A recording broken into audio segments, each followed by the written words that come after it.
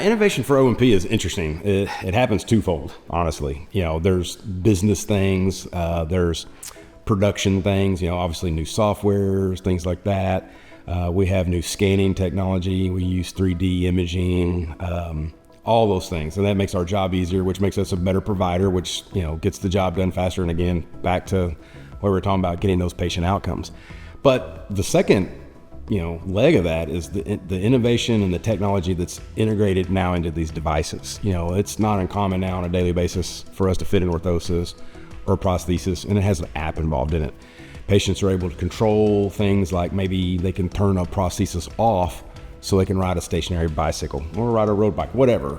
They have modes, things like that. They can see how many steps they take in a day. They can tell you what the battery life is, a lot of things like that. So the innovations have been interesting in my career because, when I started 35 years ago, everything was dumb. It was metal and leather, old school, plastics was the new technology. And, now we've been doing that for going on 4 decades. So it's been interesting to see all that transition to now we're programming stuff and those kind of things. It's fun. It's cool.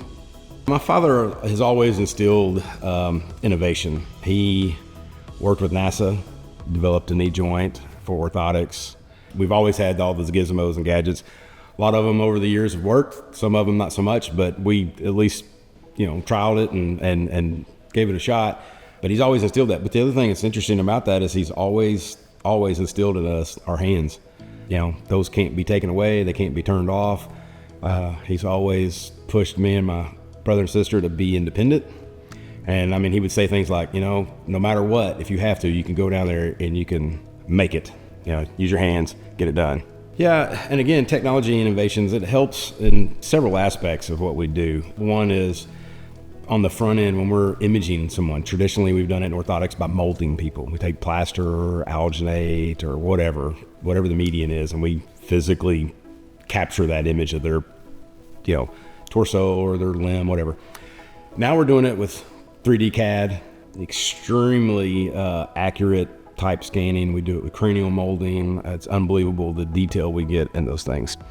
But it's also integrated into the products, and not even just in the products like actually what the patient's wearing, but the software then that we use that bridges those two. We get an image and then we can manipulate it and do things 3-dimensionally.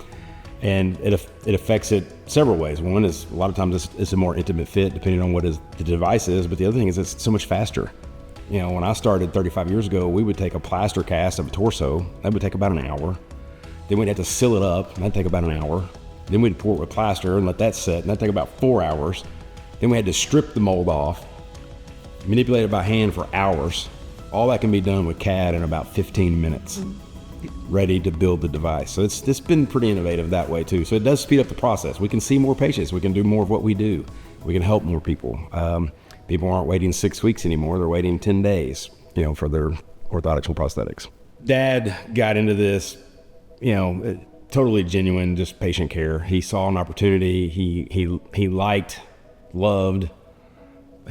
making differences in people's lives. And that's really what we do. We provide orthotics and prosthetics. I'm building something, but really what we're providing is a patient outcome.